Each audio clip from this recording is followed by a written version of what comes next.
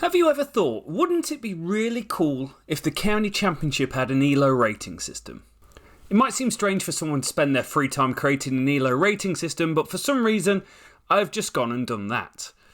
Chess.com has probably the most famous ELO rating system in the world, and we've essentially mimicked it for this project. Each team starts their County Championship journey with 1,000 points.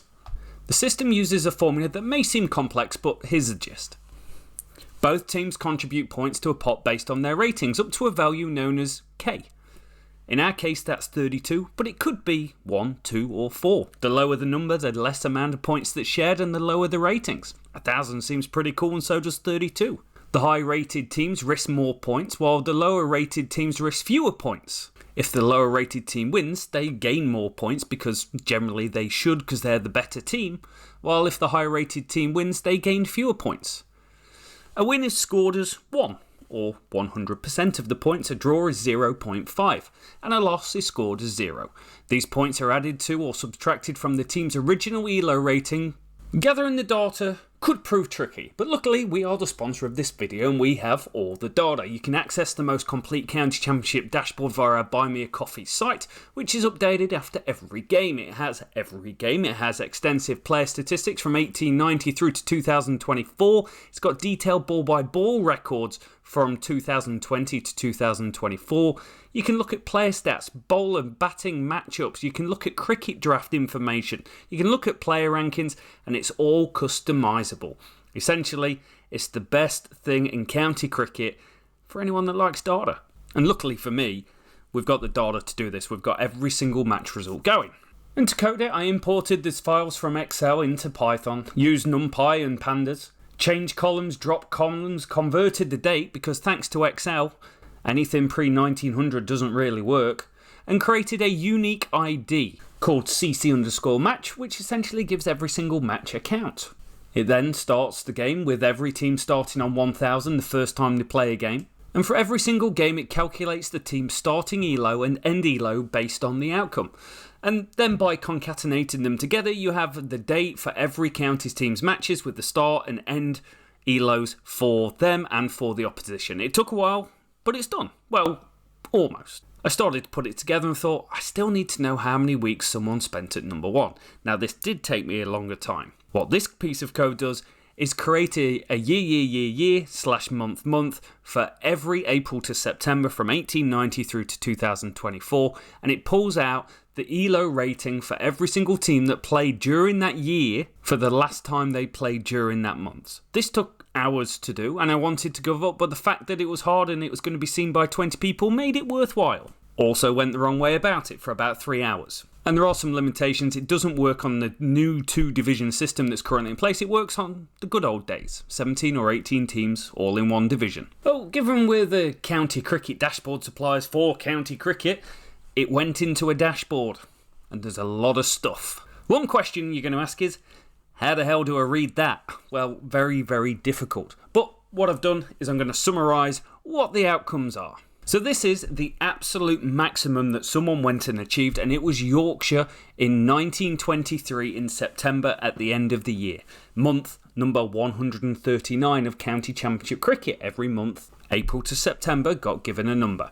They're right up there. Middlesex during their 1921 campaign was right up there, 1,299. Yorkshire, the only team to go and break the 1,300 barrier. Yorkshire again appear in 1933. Essex in 2020 appear with 1,259 points, as do that really, really solid Yorkshire team with 1,245 in 2015. And you may ask who the worst is. Well, that's very easy to put together because it's Glamorgan. In 1923, they had an ELO rating of 696.95. They'd started off at 1,000 and slowly but surely over time got worse and worse.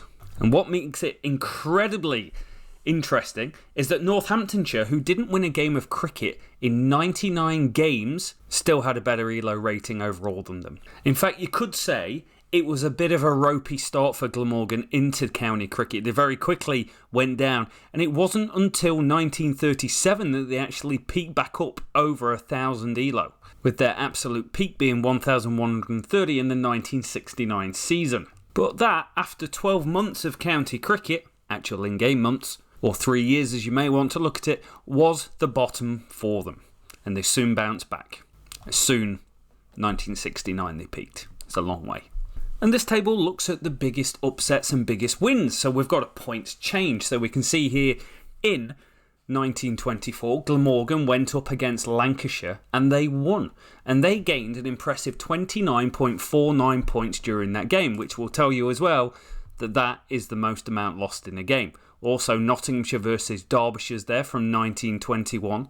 And if we look at just this century, Nottinghamshire's victory over Essex in 2021, which may have been the win after they'd gone down that really long we don't know how to win campaign, was worth 27.52. And this is what it looks like for each team from 2000 to 2024 this century. You can see who the best is. This is the top left is sorted by the max, so Essex at 1,259 is the best. Yorkshire's 1,246, and hot on the heels, everyone's favourite England B team, Surrey, with 1,216. But every single team at some stage, even Derbyshire just, has made it over 1,000 ELO this century. Likewise, you can see Leicestershire's 732 is the absolute pits, whereas Lancashire have never dropped below 1,000 in the last 24 years. And if you want to look from 1890 through to 2024, Glamorgan's 1,140 is the lowest maximum that anyone has been able to achieve, whereas Yorkshire's 1,316 is the best, just 11 ahead of Middlesex. And Surrey have the best minimum. They've never been lower than 893, and as we said, Glamorgan, Derbyshire, Northamptonshire, Leicestershire rounding off that bottom part. And this table shows you the best rank and worst rank for every single team. Just because it's 18 or says 17 doesn't mean it wasn't the worst at the time. The average rank of where they were out the 18 teams, with Yorkshire's average rank in the entirety of 135 years of cricket, is 4.90, which is quite exceptional. And Yorkshire leading the way with 143 months of county championship action at number 1. Now those months, as I've said, don't include October, November, December, January, February, March. They only count for the seasons the championship is active, but also Derbyshire have never had a singular month at number 1. But what about title changes? Wouldn't it look different? Yes, you're right. And to do that, we've had to go through some more Python code. One that I didn't plan for this video, but when I was doing it, I was like, I kind of want to know the outcome of this. So what we did, we created another table. And this takes the last month of every single season and gives us the rankings for every single team during that last month of every season. And by doing so, we can see that Surrey have finished the season with 31 times being ranked the number 1 team, Yorkshire 21, and only 17 teams appear because Derbyshire have never done it. But this would mean that Somerset would have 1 title, as would Northamptonshire if it was done this way. And then importing the season tables, which is available on the County Cricket dashboard, we can see that actually Yorkshire had the most, then Surrey, then Middlesex. Derbyshire do in fact have 1 title. So then, putting them together, we can see that Yorkshire actually lost 11 titles doing it this way, whereas Surrey went and gained 9, Sussex gained 8, Essex gained 5, Lancashire lost 4, and Middlesex lost 4 as well. But what is interesting is real winner count for Northants and for Somerset both went up by 1.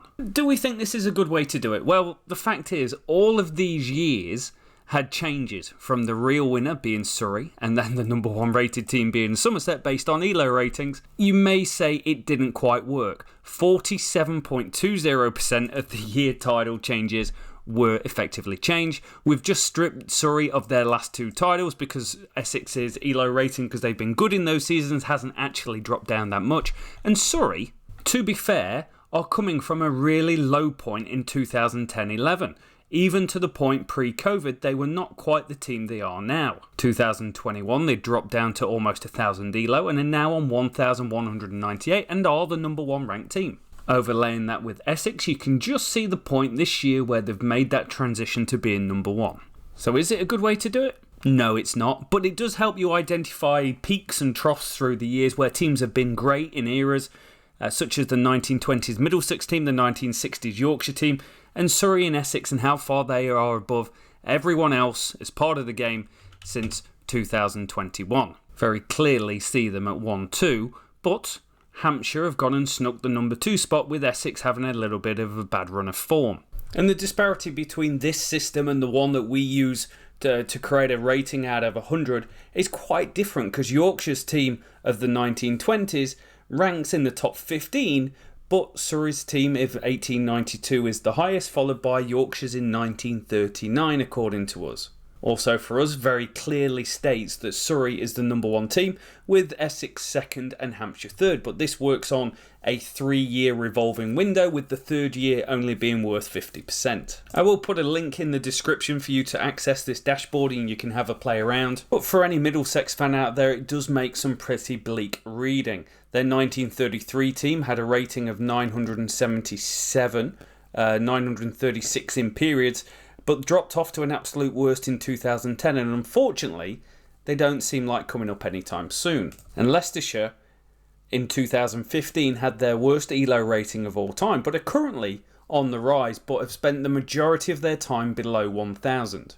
And that will do it for today. Thank you so much for watching. Hope you've enjoyed it. Let us know in the comments down below what you would do differently. There are lots of things you could do different with the ELO rating, and what you think about it, and if there's any real big surprises.